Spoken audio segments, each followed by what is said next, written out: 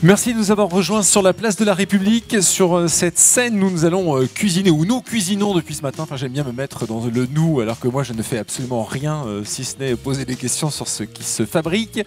Vous allez, pour cette prochaine heure, avoir le plaisir de voir cuisiner deux chefs pour le prix d'un.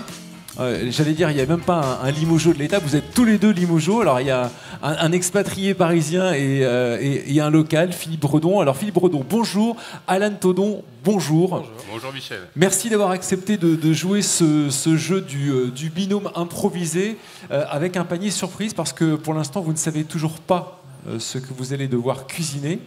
Donc je vais déjà vous dévoiler le panier, comme ça vous allez pouvoir commencer à réfléchir. Alors, il y a des producteurs sur cette place de la République qui se trouvent juste derrière vous.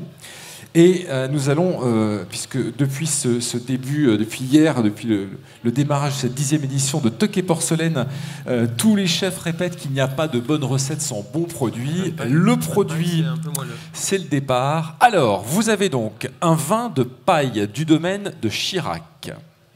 Ensuite, vous avez un magret de canard de la ferme de Beauregard,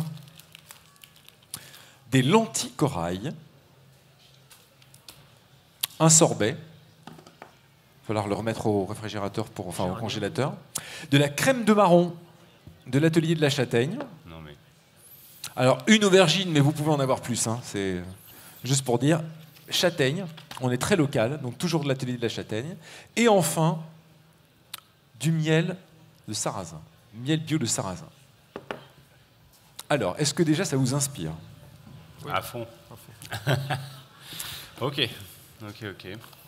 Bon, tu nous laisses un petit moment de réflexion ou Je vous laisse une réflexion à haute voix. Il faut que vous partagiez avec nous. Okay. Ce qui est intéressant, c'est... Alors déjà, est-ce que vous avez un petit peu échangé pour savoir la manière dont vous alliez fonctionner? Parce que je ne vous ai rien imposé à ce niveau-là. On va y aller au feeling. En plus, on est épaulé par Ilan et Jonathan. Voilà, Ilan et Jonathan. Donc vous êtes de lycée... Jean Monnet. Jean Monnet, non, c'était pour pas dire de bêtises. Je ne savais pas si le lycée Jean Monnet allait nous accompagner toute la journée ou s'il y avait un changement entre-temps. Est-ce que ce sont des produits, l'un et l'autre, que vous avez l'habitude de cuisiner? Certains, oui. Pas tous. Lentilles corail, peu pour moi. Le sorbet géranium, encore moins. Ah oui, c'est sorbet géranium. Sinon, le reste, oui. Les châtaignes, crème de marron. Bon, là, on est sur la même thématique. Le miel, c'est super intéressant. Le sorbet, c'est un peu plus compliqué. Le sorbet, c'est plus compliqué, mais ça peut être sympa. On va faire deux plats, en fait. Okay, donc, on va faire un dessert. Dessert qui sera à base aubergine, sorbet. Donc là, on va prendre aubergine, sorbet, sarrasin, vin de paille. Okay, donc, on va être sur une thématique végétale, mais je pense que l'aubergine, ça peut marcher en sucré. Et derrière, on fera un risotto, donc risotto de lentilles, châtaigne et magret de canard. Voilà. Impressionnant. Donc on y va. Allez, c'est parti. Tu te mets sur le dessert? Ouais. Ok, allez. Hop, donc voilà, donc Alan Thodon sur le dessert. Donc ça, c'est pour moi. Ça, c'est pour moi. Ça, c'est pour moi. C'est bon? Ok. Et Philippe sur le risotto de lentilles corail. Je pense qu'on va faire une tranche d'aubergine, toi, un peu épaisse. Okay, on va la poêler, on va la colorer. On va la déglacer avec un peu de vin de paille. N'hésitez pas à parler fort. Ouais, avec un peu de vin de paille, quoi, juste pour la sucrer. On va faire un caramel avec. Et on va utiliser le miel de sarrasin aussi. Là, je connais pas trop, ça va pas mal. Ça se sent. Vache.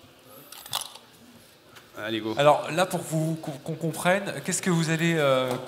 Là, comment est-ce que vous allez cuire l'aubergine et utiliser les différents ingrédients? On va la frotter un peu, la mettre à mariner un peu au vin de paille. On va l'éplucher. On va la cuire entière. On va la mettre sous presse pour faire partir toute l'eau. Et après, ça va être un peu notre fondant, tu vois. C'est le côté gourmand dans les desserts que tu aimes bien, tu vois. Ouais. Bah, ça va être ça. D'accord. Je vais donc m'approcher de Philippe Bredon. Cher Philippe. Oui. Alan m'a dit risotto. Voilà. Ça vous plaît le risotto, voilà. Ça vous parle? Alors, oui. Vous nous dites, la lentille corail, c'est pas forcément un produit que vous travaillez, hein? Non. Enfin, pas en risotto en tout cas. Mais c'est sympa. L'exercice me plaît. Voilà. On l'épluche parce que sinon, oui. On enlève le germe. Donc la base du risotto, c'est échalote ou oignon.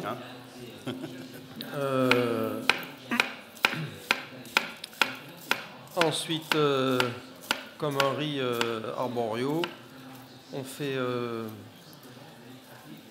un peu... on love la lentille avec nos ingrédients aromatiques. Ensuite, on va mouiller. Alors d'habitude, moi j'aurais mouillé avec soit un bouillon végétal à base de légumes, soit un bouillon de volaille. Là, on n'a pas, mais ça va le faire. Ça va le faire avec un peu de laurier que j'ai aperçu dans un pour parfumer, dans un petit coin, pour donner un peu de parfum à tout ça. De l'ail. Vous allez juste l'écraser, c'est ça. Okay. Changer de technique. Là, elle vient juste pour donner le parfum aussi. C'est ça. Et le magret de canard, vous savez comment vous allez le cuire? On va faire ça comme chez Mémé. Le magret de canard rôti. Au four, poêle? Au four, oui. C'est un produit que je connais bien, parce que là, on est sur un producteur local très qualitatif. Avec qui vous travaillez, j'imagine? Voilà. On va se mettre là-bas. Voilà, comme ça, on va laisser les chefs travailler et puis que le public puisse vous voir. Quel est votre prénom? Jean. Eh bien, Jean, merci d'avoir répondu à ma sollicitation. Vous avez donc, c'est vous qui produisez ce vin de paille. Attendez, est-ce que j'ai un micro? Je dois avoir un micro à vous donner. Comme ça, ça sera beaucoup plus confortable pour me répondre. Pour ceux qui ne le savent pas, comment est-ce qu'on produit ce vin de paille? Où est-il produit? Quel cépage est-ce que vous cultivez? Enfin voilà, que vous me racontiez un petit peu le travail que vous faites. Alors, le vin de paille, c'est un vin qui est produit dans le Limousin, mais le bas Limousin, la région de Beaulieu, de Meyssac, c'est-à-dire c'est vraiment l'extrémité sud du Limousin. Donc c'était vraiment la spécialité de notre région. C'est un vin qui est fait donc à partir de raisins qu'on laisse sécher. Alors c'est des raisins qu'on est en train de récolter. Et ces raisins, eh bien, on va les mettre sur des lits de paille ou sur des clés et on va les laisser se sécher comme ça jusqu'aux alentours de Noël. Donc ils vont perdre une partie de leur eau et il va rester qu'un tout petit peu de jus qui va être très concentré, très sucré. Et c'est ça qui va donner le vin paillé ou le vin de paille maintenant au bout de 3 ans d'élevage.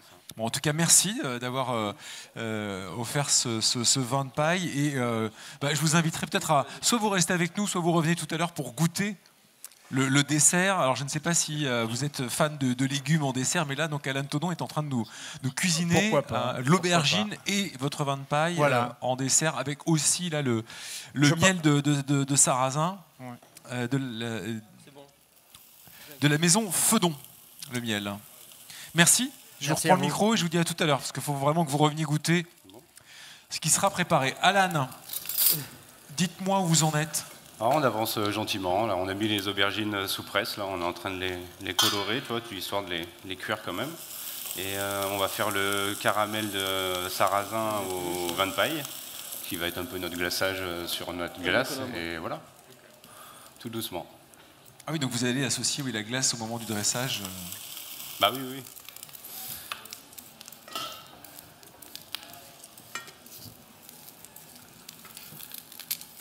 Et vous avez choisi de les laisser entières, les aubergines? Ouais. Je pense que ça va être mieux. Ça donnera plus de mâche. Ouais, exactement. Alors là, j'ai vu que vous avez dégraissé. J'ai enlevé la peau de dessus, j'ai quadrillé le magret pour que la chaleur rentre, pénètre bien le magret. Là, je vais faire un petit fond de carottes pour que le magret rôtisse dessus. Et la viande, le jus de viande va nourrir les carottes que l'on rajoutera ensuite dans le risotto. Il n'y avait pas de céleri? Non, le panier est vraiment fait exprès. Qu'est-ce que vous vouliez? Je vous laisse qu'il n'y a pas. Oui, c'est ça. Après, c'est toujours bien de demander ça. Oui, c'est ça, on peut toujours essayer. Il faut toujours essayer. Hein, toujours essayer. Non, mais je trouve que vous n'êtes pas mal loti. Vous avez quand même pas mal de choses pour, oui, ça va. pour cuisiner. Ouais, on est heureux. Vous êtes plutôt bien. Je vous laisse déjà peut-être nous présenter la maison Esprit Porcelaine, pour ceux qui ne la connaîtraient pas. Esprit Porcelaine est une association qui existe à Limoges depuis plus que 30 ans. Et on est 24 artistes actuellement, ou 25, qui travaillent ensemble. Il y a des architectes, et il y a des artistes peintres, designers. et technicien en porcelaine aussi. On travaille beaucoup avec la fabrique, la fabrique à Saint-Junien, qui est le directeur de la fabrique et notre président d'honneur, et Daniel Betoul. On commence à faire des expositions, on en a fait des expositions internationales avec notre porcelaine, et on a dernièrement exposé au musée Adrien Dubouché, le grand centre de table, où il y a 12 artistes qui ont travaillé ensemble, où chaque artiste avait une partie à faire. C'est les répliques contemporaines du grand centre de table de Pouillat, qui est vraiment une pièce unique au musée Adrien Dubouché, vraiment une des pièces majeures. Et nous, on a fait la réplique contemporaine, comme un cadavre exquis, où chaque artiste a travaillé une partie. Voilà. Quelles sont les collections que vous nous avez apportées ce matin? Alors ce matin... On peut commencer par ces belles assiettes là que vous aviez entre les mains. Oui. J'ai la collection du savoir-vivre à table de la Baronne, les points en or du savoir-vivre à table de la Baronne, qui constitue une série où chaque fois qu'on a une nouvelle assiette, ça découvre, parce que ça couvre comme ça, et du coup on voit que le point en or, on ne voit pas l'écriture qui est dessus. Et puis quand on enlève la petite assiette de pain, on a en dessous des écritures qui racontent comment il faut vivre à table. Ok, eh bien merci beaucoup Maître d'être venu. Est-ce que ça vous plaît ce que vous avez vu? Parce que ouais, ça donne envie. Bon, alors vous allez pouvoir continuer à observer ce qui se prépare et vous pourrez goûter tout à l'heure les assiettes une fois qu'elles seront dressées. Les chefs pourront s'approprier. Alors, qu'est-ce que vous préparez, Jonathan?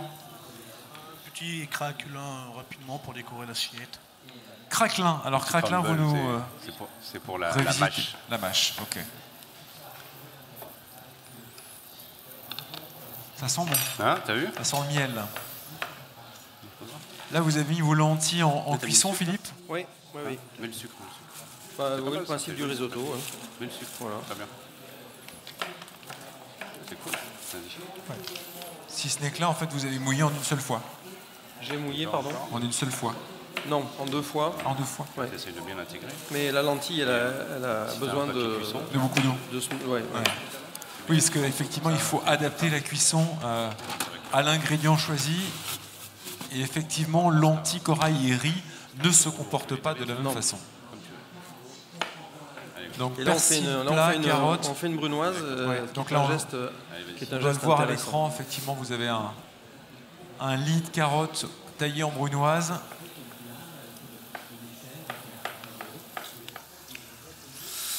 Un mot sur la porcelaine. Voilà. L'un et l'autre, peut-être Alan. Ouais. Comment se décide le choix des assiettes pour l'orangerie? Il y a beaucoup de relationnel, je trouve, avec un porcelainier. Alors déjà, c'est le premier contact avec l'homme aussi qui peut vachement aider sur le travail qu'on va faire après. C'est-à-dire que voilà, on est à Limoges, c'est la place où on fait les plus belles porcelaines du monde, donc c'est toujours très difficile de choisir lequel aller voir, tu vois. Et je trouve que la relation humaine est vachement importante, en fait. Et après, bon voilà, pour moi, il n'y a pas de gastronomie sans belle vaisselle. Donc, les deux, c'est une association qui fait que la gastronomie, on la monte de plus en plus haut, quoi. C'est grâce à ces deux travails, quoi. Vous avez déjà collaboré en commandant des choses un peu précises avec des idées en tête? Toujours. Une fois qu'on commence à avoir justement un bon relationnel, on arrive à se permettre de demander un peu ce que nous, on ressent, ce qu'on voit. Puis c'est comme je disais tout à l'heure, il y a beaucoup de... Il y a beaucoup de communication, donc on parle entre nous, on se comprend, et voilà. Donc avant de travailler, il faut qu'il y ait un aspect de confiance quand même. Est-ce un gros investissement pour un hôtel, la vaisselle? Oui. Oui, bien sûr. C'est annuel, on rachète tous les ans? Oui, en fait, c'est même pas tous les ans, on rachète tous les mois, quoi. Vous avez un par stock de vaisselle, et puis on l'a fait évoluer, on l'a fait grandir. Des fois, voilà, c'est comme ça. Philippe, un mot sur ce contenant essentiel à la cuisine. Comment est-ce que vous choisissez vos assiettes et quelle est, je dirais, la part aussi? Parce que ça a un budget, hein, tout ça. Qu'est-ce que ça représente pour vous? C'est un budget, non pas qu'on casse, on casse pas. Enfin, je trouve pas qu'on casse vraiment beaucoup de porcelaine par rapport à toute la manutention qu'il y a au quotidien. Mais ce qui est important, c'est que le contenant, on adapte le contenant au contenu et réciproquement. Comme disait Alan. C'est ça, en fait. C'est chouette. Je parlais de scénographie tout à l'heure. C'est de la scénographie. Ouais, pour vous, ça contribue. Ce que je trouve vraiment chouette, c'est que il y a un renouveau dans la création de la forme. La forme aujourd'hui, je trouve, est au cœur de la production porcelainière pour la gastronomie. Tout le monde le sait que pendant des décennies, c'était le décor qui primait. Et aujourd'hui, c'est la forme. Et j'ai envie de penser qu'on peut comparer ça entre ce que l'on vit au quotidien dans la vie, c'est-à-dire le fond et la forme. Qu'est-ce qui est le plus important? Ce que l'on voit ou ce qui est l'essentiel, la genèse? Tout est important. Ce que je trouve aussi intéressant dans la porcelaine, et on l'a vu tout à l'heure avec la tarte que Nina Métayer nous a préparée, posée sur une assiette blanche et tout d'un coup sur une assiette au thon marron, l'allure de la tarte n'était plus du tout la même en fait. Et on s'aperçoit de l'importance, comme vous le disiez, comme vous le soulignez, de la forme, du berceau de l'assiette, de la dimension de l'assiette, de la dimension du bord de l'assiette. Enfin, il y a différentes choses qui font qu'un même produit ne sera pas valorisé de la même façon selon la forme de l'assiette. Et c'est vrai que vous avez l'air d'avoir, vous, aujourd'hui, cuisinier, un terrain de jeu immense. On sait qu'aujourd'hui, on a besoin de donner du sens. C'est le sens profond de sa vie qui est important. Et d'ailleurs, ça peut se faire à tout âge. C'est ça qui est aussi fabuleux. C'est-à-dire qu'on peut se lancer, à mon avis, dans la création céramique à mon âge. Oui, comme dans la cuisine. Il n'y a pas d'âge pour commencer. Exactement. Il y a des cuisiniers qui viennent très tard à la cuisine et ça marche très bien. Ouais. Alors, ils font peut-être pas la une des magazines tout de suite, mais c'est pas ce qu'ils cherchent de toute façon. Ce qu'ils cherchent, c'est être heureux. Est-ce que votre approche, elle a évolué en 35 ans? Ah oui. Ah oui. Ah oui, oui. Qu'est-ce qui a changé? J'ai eu différentes phases. J'ai grandi dans des cuisines, dans des cuisines hyper traditionnelles. Et puis après, je suis allé vers des tables étoilées, notamment chez Jacques Chibois. Donc je suis un peu tombé dans cette marmite des étoiles. Mais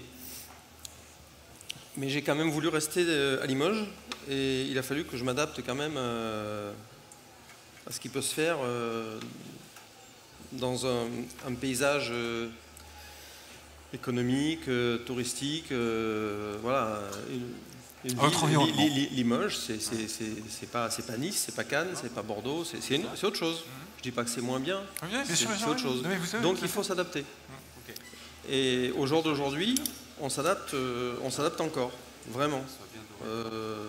C'est pas fini. L'adaptation, on pourrait penser qu'avec des cheveux blancs, on se pose, tranquille, on attend, on fait travailler les équipes. Non. En fait, vos cheveux blancs sont un leurre. Ce n'est qu'une sagesse apparente. C'est une couleur. Alors le magret. Je vous pose la même question à Alan, la manière dont votre approche a évolué entre, je dirais, les premiers moments de cuisine, quand même avec des responsabilités, et aujourd'hui. Est-ce qu'il y a une remise en question dans votre approche, dans votre manière de faire de toute façon, dans notre métier, tous les jours, on se remet en question. Donc, je pense que quand on grandit dans ce métier, on évolue en même temps que les mentalités, que les gens qui nous entourent. On fait partie de la vague, de toute façon, nous aussi. Donc, si ça évolue dans tous les sens, nous aussi, on évolue. Donc, j'ai pas le sentiment d'avoir évolué. Alors, c'est peut-être bien ou pas bien, mais non, ça se fait tout seul en fait. Voilà. Vous avancez finalement, vous n'avez pas le temps de te regarder en arrière en fait parce que ça va vite. Je regarde pas dans le rétro, non. Devant. C'est droit devant, c'est ça qui est le plus important. Alors messieurs, sans vouloir vous presser, c'est beau ça là-dedans. Il serait temps de passer Au dressage. au dressage. On va pas faire ça. Alors vous avez donc tout un choix d'assiettes ici. Je crois qu'on va prendre celle-là. Hein. Plate et creuse, vous avez Ça déjà te va, choisi. J'imagine que vous, Philippe, vous allez prendre un Non, contenant ça peut être- creux je trouve que c'est pour magnifique. votre risotto. Oui, Vous allez pouvoir goûter le risotto, il y en a pour un régiment. oui, ça va.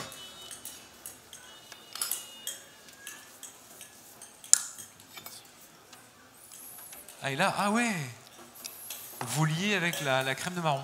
Oui, c'est sur une idée d'Alan, liaison À la crème de du marron. risotto à la crème Ok. de marron. On aura quelque chose d'un peu.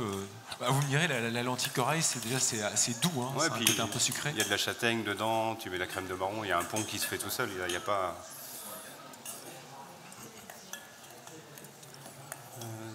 Alors, Philippe, bravo. verdict. Ouais, tu mets pas C'est bon mets un c'est peu bon, plus, c'est peut-être.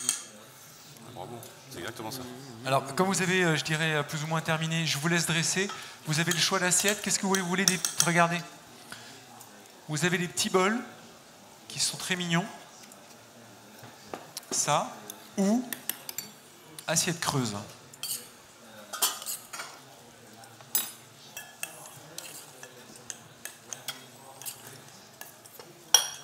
Vous allez pouvoir choisir Super. ce qui vous convient le mieux.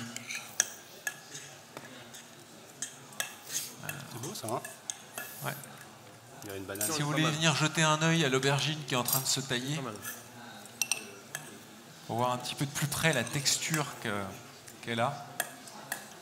Et pouvoir montrer, regardez. Bon, alors on va dresser, on se met La sur un couleur plat et la, propre, et là-bas. la texture, on voit effectivement que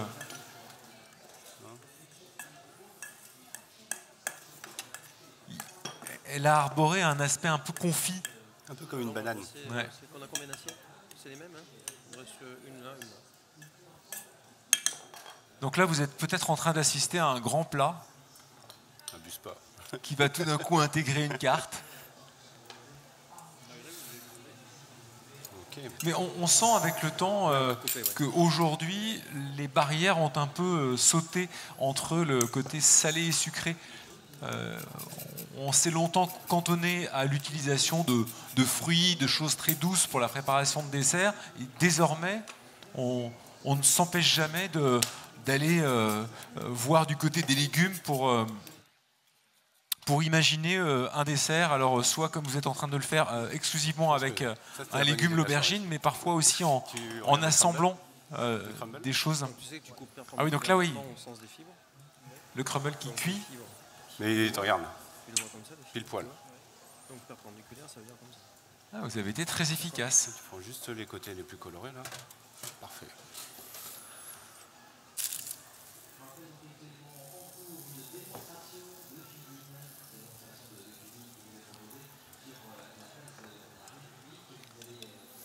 Et là on va mettre le caramel, donc vin de paille Vin de paille et miel de miel sarrasin. Voilà.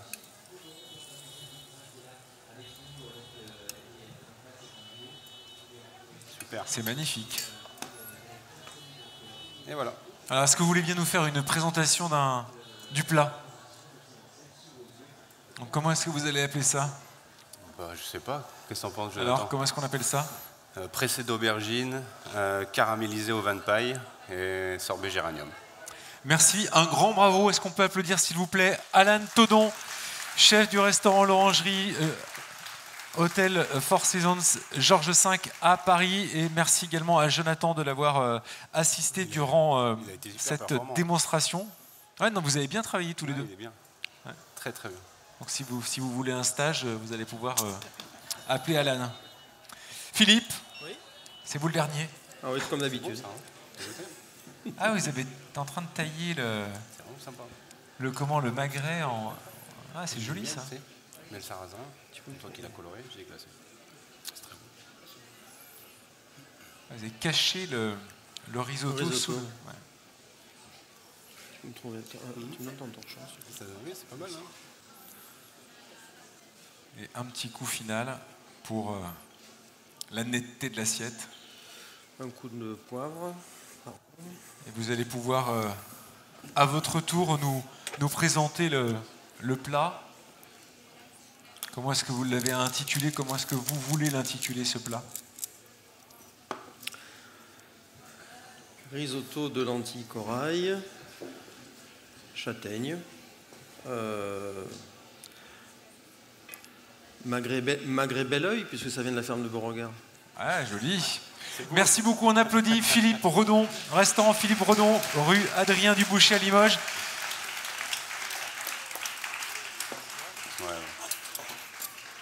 Bon, ça. Hop. Et Ilan qui l'a accompagné. Hein? Et donc je rappelle que Ilan et Jonathan sont des élèves du lycée Jean Monnet à Limoges.